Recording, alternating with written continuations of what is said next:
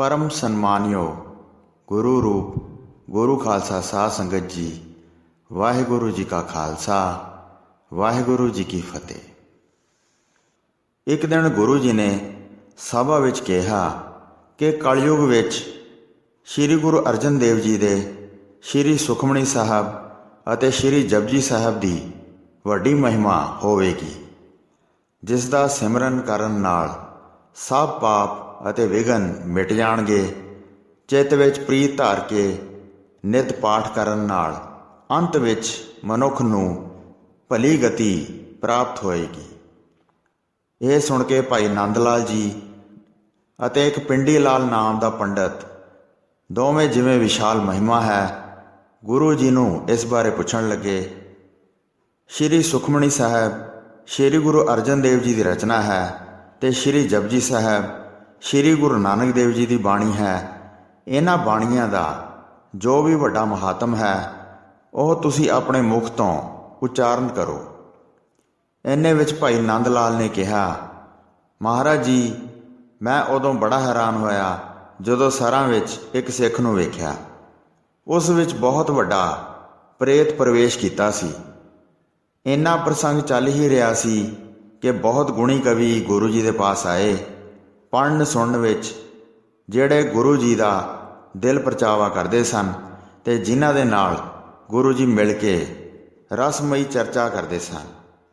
ਬੀਧੀ ਚੰਦ, ਪੰਡਤ bridge ਲਾਲ, ਖਾਨ ਚੰਦ ਅਤੇ ਨਿਹਾਲ ਚੰਦ, ਸੈਨਾਪਤੀ, ਆਲਮ ਸ਼ਾਹ, ਮਦਨ ਪਹਾੜੀ, ਇਹ ਸਾਰੇ ਵੀ ਉੱਥੇ ਪਹੁੰਚ ਗਏ। ਕਵੀ ਬਲ, ਸੁਖੀਆ, ਧਰਮ ਸਿੰਘ ਅਤੇ ਧੰਨਾ ਸਿੰਘ ਸੇਵਕ ਆਦਿ ਵੀ ਉੱਥੇ ਆ ਗਏ। ਹੰਸਰਾਮ ਆਦਿਕ ਹੋਰ ਕਵੀ ਸਨ ਜਿਹੜੇ ਸ਼੍ਰੋਮਣੀ ਵਿਦਵਾਨ ਸਨ। ਸਾਰਿਆਂ ਨੇ ਵੱਖ-ਵੱਖ ਤੌਰ 'ਤੇ ਮੱਥਾ ਟੇਕਿਆ ਅਤੇ ਸਤਿਗੁਰੂ ਜੀ ਨੂੰ ਵੇਖ ਕੇ ਉਹ ਸਭਾ ਵਿੱਚ ਬੈਠ ਗਏ। ਇਹਨਾਂ ਤੋਂ ਬਾਅਦ ਬੜੀ ਛੇਤੀ ਸੱਦੂ ਮੱਦੂ ਦੋਵੇਂ ਰਬਾਬੀ ਆ ਗਏ। ਤਦ ਉਹ ਆ ਕੇ ਕੀਰਤਨ ਕਰਨ ਲੱਗੇ। ਫਿਰ ਸਾਰੇ ਸਥਿਰ ਚਿੱਤ ਹੋ ਕੇ ਬੈਠ ਗਏ। ਤਦ ਸਤਿਗੁਰੂ ਜੀ ਨੇ ਉਹਨਾਂ ਨੂੰ ਉੱਤਰ ਦਿੱਤਾ, ਜਿਹੜੇ ਸਿੱਖ ਨੂੰ ਪ੍ਰੇਤ ਚੁੰਬੜ ਜਾਂਦਾ ਹੈ, ਤੁਸੀਂ ਵੇਖਿਆ ਹੋਣਾ, ਉਹ ਸ਼੍ਰੀ ਜਪਜੀ ਸਾਹਿਬ ਦਾ ਪਾਠ ਨਹੀਂ ਕਰਦਾ ਹੋਵੇਗਾ। ਜਿਨ੍ਹਾਂ ਨੂੰ ਸ਼੍ਰੀ ਜਪਜੀ ਸਾਹਿਬ ਜ਼ੁਬਾਨੀ ਯਾਦ ਹੁੰਦਾ ਹੈ, ਉਹਨਾਂ ਉੱਤੇ ਪ੍ਰੇਤਾਂ ਦਾ ਕੋਈ ਵਸ ਨਹੀਂ ਚੱਲਦਾ। ਨੇੜੇ ਬੈਠੇ ਖਾਲਸੇ ਨੇ ਗੁਰੂ ਜੀ ਦਾ ਬਚਨ ਸੁਣਿਆ ਤਾਂ ਪੁੱਛਣ ਵਾਸਤੇ ਚੰਗੀ ਤਰ੍ਹਾਂ ਕਿਹਾ, ਹੇ ਸਤਿਗੁਰੂ ਜੀ, ਸੱਚੇ ਪਾਤਸ਼ਾਹ ਜੀ, ਇਸ ਬਾਰੇ ਦੱਸ ਦਿਓ। ਚਿੱਤ ਵਿੱਚ ਬੜੇ ਸੰਸ਼ੇ ਜੁੜੇ ਹਨ। ਸ਼੍ਰੀ ਜਪਜੀ ਸਾਹਿਬ ਦਾ ਪਾਠ ਕਰਕੇ ਸਾਨੂੰ ਮੁਕਤੀ ਪ੍ਰਾਪਤ ਹੁੰਦੀ ਹੈ ਜਾਂ ਸਰੀਰ ਦੀ ਰੱਖਿਆ ਹੁੰਦੀ ਹੈ? ਇਹ ਤੁਸੀਂ ਨਿਰਣਾ ਕਰਕੇ ਅਤੇ ਸਾਡੇ 'ਤੇ ਕਿਰਪਾ ਕਰਕੇ ਉਚਾਰਨ ਕਰੋ। ਸਤਿਗੁਰੂ ਜੀ ਨੇ ਮੁਖ ਤੋਂ ਫਰਮਾਨ ਕੀਤਾ, ਜੇ ਅੰਮ੍ਰਿਤ ਫਲ ਕਿਸੇ ਨੇ ਹੱਥ ਵਿੱਚ ਲਿਆ ਹੈ, ਜਿਹੜਾ ਇਸ ਨੂੰ ਖਾ ਲੈਂਦਾ ਹੈ ਉਹ ਅਮਰ ਹੋ ਜਾਂਦਾ ਹੈ। ਭੁੱਖੇ ਪਿਆਸੇ ਦੇ ਵੀ ਦੁੱਖ ਦੂਰ ਹੋ ਜਾਂਦੇ ਹਨ। ਅੰਮ੍ਰਿਤ ਫਲ ਜਿਵੇਂ ਦੋਵੇਂ ਕੰਮ ਕਰਦਾ ਹੈ, ਅਮਰ ਵੀ ਅਤੇ ਭੁੱਖ ਪਿਆਸ ਦਾ ਵੀ ਨਾਸ਼ ਹੁੰਦਾ ਹੈ। ਇਸ ਪ੍ਰਕਾਰ ਦੀਆਂ ਦੋ ਸ਼ਕਤੀਆਂ ਸ਼੍ਰੀ ਜਪਜੀ ਸਾਹਿਬ ਵਿੱਚ ਹੀ ਹਨ। ਤਨ ਦੀ ਰੱਖਿਆ ਹੁੰਦੀ ਹੈ ਅਤੇ ਮੁਕਤੀ ਪਦ ਵੀ ਪ੍ਰਾਪਤ ਹੁੰਦਾ ਹੈ। ਇਹ ਸਦਾ ਦੋਵੇਂ ਫਲ ਦਿੰਦਾ ਹੈ। ਇਹ ਸੁਣ ਕੇ ਤਦ ਪੰਡਤ ਬ੍ਰਿਜ ਲਾਲ ਉਸ ਸਮੇਂ ਬੇਨਤੀ ਕਰਨ ਲੱਗਾ, ਸੱਚੇ ਪਾਤਸ਼ਾਹ ਜੀ, ਇੱਕ ਦਿਨ ਸੁਪਨੇ ਵਿੱਚ ਪ੍ਰਗਟ ਰੂਪ ਵਿੱਚ ਮੈਂ ਸਤਿਗੁਰੂ ਨਾਨਕ ਦੇਵ ਜੀ ਦੇ ਦਰਸ਼ਨ ਕੀਤੇ। ਮੈਂ ਹੁਣ ਆਪਣਾ ਜਨਮ ਕਿਰਤਾਰਥ ਹੋਇਆ ਜਾਣਿਆ ਹੈ। ਪਰਮਅਰਥ ਜਪਜੀ ਦਾ ਹੋਇਆ ਹੈ। ਜੋ ਮੈਂ ਸੁਣਿਆ ਸੀ ਉਹ ਮੈਂ ਸੁਣਾਉਣਾ ਚਾਹੁੰਦਾ ਹਾਂ। ਜੋ ਸ਼ਲੋਕ ਮੈਂ ਰਚਿਆ ਸੀ ਉਹ ਸੁਣਾਉਣਾ ਚਾਹੁੰਦਾ ਹਾਂ, ਜਿਤਨਾ ਕੁ ਮੈਂ ਸਮਝਿਆ ਹੈ। ਸਤਿਗੁਰੂ ਜੀ ਨੇ ਫਿਰ ਉਚਾਰਨ ਕੀਤਾ, ਤੂੰ ਗੁਰੂ ਘਰ ਦਾ ਪੰਡਤ ਹੈ, ਤੇਰੀ ਵਿਸ਼ਾਲ ਬੁੱਧੀ ਹੈ। ਗੁਰੂ ਜੀ ਵਿੱਚ ਤੁਹਾਡਾ ਵੱਡਾ ਭਰੋਸਾ ਹੈ। ਜਿਵੇਂ ਸੁਣਿਆ ਹੈ ਹੁਣ ਉਸ ਤਰ੍ਹਾਂ ਉਚਾਰਨ ਕਰੋ। ਬ੍ਰਾਹਮਣ ਨੇ ਸਤਿਗੁਰੂ ਜੀ ਪਾਸੋਂ ਸੁਣ ਕੇ ਆਪਣੇ ਆਸ਼ੇ ਵਾਲਾ ਸ਼ਲੋਕ ਸੁਣਾਇਆ। ਸ਼ਲੋਕ, ਹਰ ਸ਼ਤਰੂਨ ਮਮ ਗ੍ਰਹਿ ਦੀਵਾਰਾ, ਤਰੋਹੇ ਦੁਖ ਦਾਨ, ਤਰਾਹੇ ਮਾ ਦਰਸ਼ਿਆ ਗੌਰੋ, ਸੋਪਨ ਸ਼ਲੋਕੋ ਕਿਤ ਰੁਕਤਵਾਨ। ਹੇ ਗੁਰੂ ਜੀ, ਮੇਰੇ ਘਰ ਵਿੱਚੋਂ ਰਾਤੀ ਤੇ ਦਿਨੇ ਦੁੱਖ ਦੇਣ ਵਾਲੇ ਵੈਰੀਆਂ ਨੂੰ ਦੂਰ ਕਰਕੇ ਰੱਖਿਆ ਕਰੋ ਅਤੇ ਮੈਨੂੰ ਆਪਣਾ ਦਰਸ਼ਨ ਦਿਖਾਓ।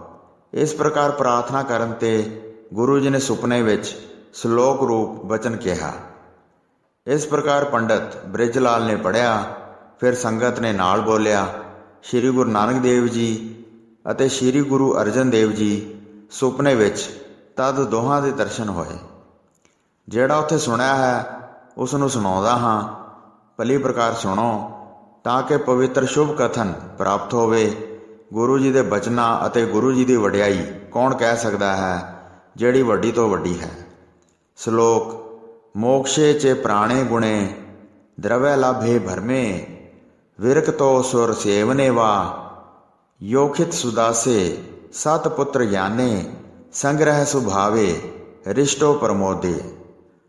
ਮੁਕਤੀ ਵਿੱਚ, ਪ੍ਰਾਣਾਂ ਦੀ ਰੱਖਿਆ ਵਿੱਚ, ਗੁਣ ਤੇ ਧਨ ਦੇ ਲਾਭ ਵਿੱਚ, ਧਰਮ ਵਿੱਚ, ਉਦਾਸੀ ਵਿੱਚ, ਆਗਿਆਕਾਰ ਸ੍ਰੇਸ਼ਟ ਇਸਤਰੀ ਵਿਆਹੁਣ ਵਿੱਚ, ਸ੍ਰੇਸ਼ਟ ਪੁੱਤਰ ਦੇ ਪ੍ਰਾਪਤ ਕਰਨ ਵਿੱਚ, ਮਨ ਰੋਕਣ ਵਿੱਚ, ਯੁੱਧ ਵਿੱਚ ਅਸਤਰ ਫੜਨ ਦੇ ਵਿੱਚ, ਵਸੀਕਾਰ ਕਰਨ ਵਿੱਚ, ਧਰਮ ਰਾਜਨੀਤੀ ਵਿੱਚ, ਦਾਨ ਵਿੱਚ, ਗੁਣਾਂ ਦੇ ਖਜ਼ਾਨੇ ਭਾਵ ਗੁਣ ਇਕੱਠੇ ਕਰਨ ਵਿੱਚ, ਇਹਨਾਂ ਸਾਰਿਆਂ ਵਿੱਚ ਸਤਿਨਾਮ ਬਾਣੀ ਜਿਸ ਦੇ ਆਦਿ ਓਅੰਕਾਰ ਹੈ, ਕਲਯੁਗ ਵਿੱਚ ਧਾਰਨ ਕਰੇ। ਸ਼ਲੋਕ ਸੁਣ ਕੇ ਫਿਰ ਸੰਗਤ ਨੇ ਕਿਹਾ, ਸੁਪਨੇ ਵਿੱਚ ਇੱਕ ਸਿੱਖ ਨੂੰ ਸ਼ਲੋਕ ਆਇਆ ਹੈ, ਇਸ ਦਾ ਭਾਵ ਅਰਥ ਸਮਝਾਓ। ਸਤਿਗੁਰੂ ਜੀ, ਤੁਸੀਂ ਇਸ ਨੂੰ ਆਪਣੇ ਮੁਖਾਰਬਿੰਦ ਤੋਂ ਸੁਣਾਓ। ਇਹ ਸੁਣ ਕੇ ਸਤਿਗੁਰੂ ਜੀ ਨੇ ਚੰਗੀ ਤਰ੍ਹਾਂ ਉਚਾਰਨ ਕੀਤਾ, ਸ਼੍ਰੀ ਜਪਜੀ ਨੂੰ ਸ਼੍ਰੋਮਣੀ ਮੰਤਰ ਸਮਝੋ। ਮਨ ਨਾਲ ਜਪੇ ਜਾਣ ਵਾਲੇ ਹਨ, ਮੂੰਹ ਮੰਗੀ ਮੁਰਾਦ ਨੂੰ ਦੇਣ ਵਾਲਾ ਹੈ। ਜਿਹੜੇ ਇਸ ਨੂੰ ਆਪਣੇ ਹਿਰਦੇ ਵਿੱਚ ਧਾਰਨ ਕਰਕੇ ਸਿਮਰਦੇ ਹਨ। ਦਿਆਲ ਸਤਿਗੁਰੂ ਜੀ ਨੇ ਉਸ ਦੇ ਅਰਥ ਕੀਤੇ। ਸਿੱਖਾਂ ਨੂੰ ਉਹ ਨਿਹਾਲ ਕਰਨਾ ਚਾਹੁੰਦੇ ਸਨ। 3 ਤਰ੍ਹਾਂ ਦੇ ਦੁੱਖ ਹਨ, ਆਦ, ਵਿਆਦ, ਉਪਾਦ। 3 ਤਰ੍ਹਾਂ ਦੇ ਰੋਗ ਹਨ, ਵਾਤ, ਪਿੱਤ, ਕਫ। ਅਤੇ ਵਾਤ, ਪਿੱਤ ਤੇ ਕਫ ਦੇ ਵਿਗਾੜ ਨੂੰ ਖਤਮ ਕਰਨ ਹਾਰੇ ਹਨ। ਮੁਕਤੀ, ਜੁਗਤੀ ਤੇ ਉੱਤਮ ਪਦਵੀ ਪ੍ਰਾਪਤ ਹੁੰਦੀ ਹੈ, ਸੁਖੀ ਰਹਿੰਦਾ ਹੈ ਤੇ ਅਵਗਤ ਨਹੀਂ ਜਾਂਦਾ ਹੈ। ਭੋਜਨ ਉੱਤੇ ਉਚਾਰਨ ਕਰੇ ਤਾਂ ਰਿੱਧੀਆਂ ਸਿੱਧੀਆਂ ਵੱਧਦੀਆਂ ਹਨ ਤੇ ਅਨਾਜ ਬੇਕਾਰ ਨਹੀਂ ਜਾਂਦਾ ਹੈ। ਸੁਖ ਸਹਿਤ ਭੋਜਨ ਪਚੇਗਾ ਤੇ ਵਾਤ, ਪਿੱਤ ਅਤੇ ਕਫ ਪੈਦਾ ਨਹੀਂ ਹੋਣਗੇ। ਕਾਲ ਰਹਿਤ ਹੋ ਕੇ ਸਾਰੇ ਦੁੱਖ ਮਿਟ ਜਾਣਗੇ, ਭਾਵ ਲੰਮੀ ਉਮਰ ਵਾਲਾ ਹੋਵੇਗਾ ਤੇ ਅਰੋਗ ਰਹੇਗਾ। ਧਨ ਲਾਭ ਵਿੱਚ, ਧਰਮ ਵਿੱਚ ਤੇ ਉਦਾਸੀ ਵਿੱਚ ਵੀ ਸੁਖਦਾਇਕ ਹੈ। ਇਸਤਰੀ ਵਿਆਹੁਣ, ਪੁੱਤਰ ਪੈਦਾ ਹੋਣ, ਦੇਸ਼ਾਂ ਵਿਦੇਸ਼ਾਂ ਦੀ ਯਾਤਰਾ ਵਿੱਚ ਵੀ ਸੁਖਕਾਰੀ ਹੋਵੇਗਾ। ਯੁੱਧ ਲਈ ਚੜ੍ਹਾਈ ਕਰਨ ਤੇ ਸ਼ਸਤਰਾਂ ਦਾ ਵਾਰ ਨਹੀਂ ਹੋਵੇਗਾ। ਹਾਥੀਆਂ ਘੋੜਿਆਂ ਦੀ ਸਵਾਰੀ ਕਰਨ ਸਮੇਂ ਵੀ ਸਹਾਈ ਹੋਵੇਗਾ। ਨਵੇਂ ਘਰ ਵਿੱਚ ਪ੍ਰਵੇਸ਼ ਕਰਨ, ਬਾਹਰ ਜਾਣਾ, ਇਸ ਪ੍ਰਕਾਰ ਦੇ ਜਿਹੜੇ ਮਹਾਨ ਕਾਰਜ ਹਨ, ਗੁਰੂ ਜੀ ਅੱਗੇ ਸਿਨੇਮਰ ਹੋ ਕੇ ਮੱਥਾ ਟੇਕੇ ਤੇ ਦ੍ਰਿੜ ਪ੍ਰਤੀਤ ਕਰਕੇ ਸਿਮਰਨ ਵਿੱਚ ਲੱਗ ਜਾਵੇ। ਸਿੱਖ ਆਪਣੇ ਗੁਰੂ ਜੀ ਨੂੰ ਦਸਵੰਧ ਦੇਵੇ, ਕਹੇ ਕਿ ਅੱਗੇ ਨੂੰ ਮੈਂ ਕੜਾਹ ਪ੍ਰਸ਼ਾਦ ਕਰਵਾਵਾਂਗਾ, ਐਸੀ ਸੁਖਣਾ ਸੁਖੇ। ਦਾਨ ਦੇਣ ਲੈਣ ਸਮੇਂ ਵੀ ਜਾਪ ਕਰੇ। ਆਪਣਾ ਭੈੜਾ ਸੁਭਾਅ ਬਦਲਣ ਵਾਸਤੇ ਵੀ ਜਾਪ ਕਰੇ। ਭੂਤ ਪ੍ਰੇਤ ਅਤੇ ਚੁੜੇਲ ਦੀ ਨਜ਼ਰ ਲੱਗਣ ਤੇ ਪ੍ਰਤੀਤ ਸਹਿਤ ਚੰਗੀ ਤਰ੍ਹਾਂ ਜਾਪ ਕਰੇ। ਸੁਪਨੇ ਵਿੱਚ ਸ਼੍ਰੀ ਗੁਰੂ ਅਰਜਨ ਦੇਵ ਜੀ ਨੇ ਕਿਹਾ ਤੇ ਪੰਡਤ ਬ੍ਰਿਜ ਲਾਲ ਨੇ ਸੁਣਿਆ ਸੀ। ਸੱਚੇ ਗੁਰੂ 10ਵੇਂ ਪਾਤਸ਼ਾਹ ਜੀ ਨੇ ਆਪਣੇ ਮੁਖਾਰਬਿੰਦ ਤੋਂ ਬਚਨ ਲਿਖਵਾਏ।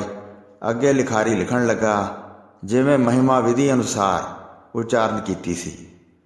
ਜੇ ਗੁਰਮੰਤਰ ਦਾ ਹੋਮ ਕਰੇ ਤਾਂ ਸਾਰੇ ਵਿਘਨਾਂ ਦਾ ਨਾਸ਼ ਹੋ ਜਾਂਦਾ ਹੈ ਤੇ ਸਤਿਗੁਰੂ ਜੀ ਦੇ ਪ੍ਰਤਾਪ ਨਾਲ ਸਾਰੇ ਬੰਧਨ ਟੁੱਟ ਜਾਂਦੇ ਹਨ। ਇਹ 4 ਪਦਾਰਥ ਦਿਵਾਉਂਦੇ ਹਨ। ਵਾਹਿਗੁਰੂ ਜੀ ਕਾ ਖਾਲਸਾ, ਵਾਹਿਗੁਰੂ ਜੀ ਕੀ ਫਤਿਹ।